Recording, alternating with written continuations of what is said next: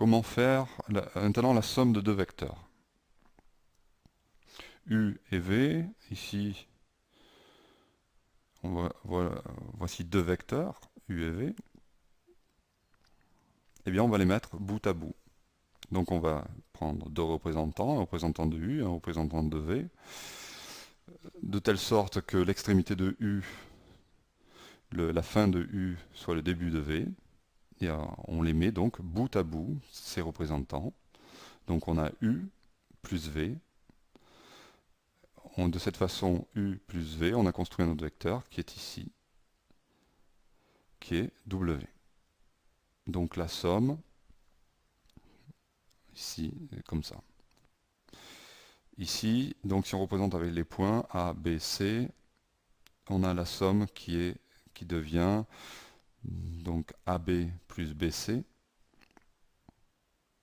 Ici c'est plus parlant parce qu'on voit bien que la fin de l'un est l'extrémité de l'autre, puisque c'est le même point, le point B, et on obtient que c'est égal à AC.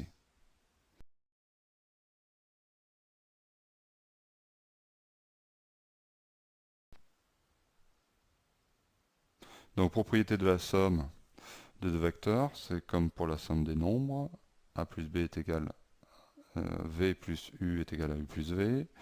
Si on ajoute le vecteur nul, ça ne change rien, et il n'y a pas de priorité dans l'addition.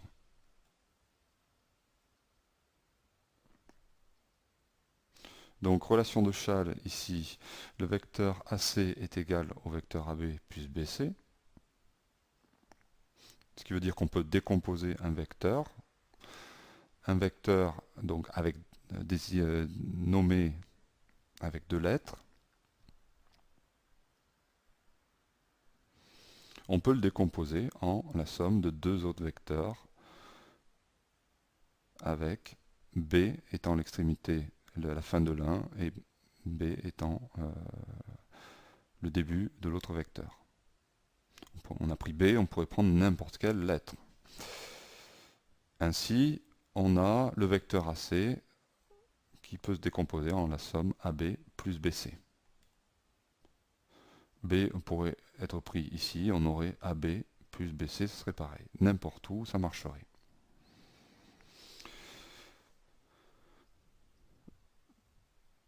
Donc maintenant, comment faire la somme de représentants de deux vecteurs qui ont la même origine, ici? Eh bien, il suffit de prendre un vecteur V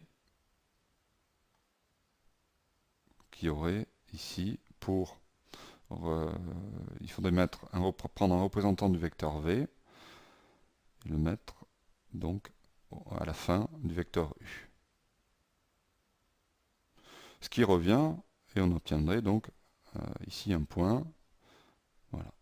Ce qui revient donc à tracer un parallélogramme. Voilà.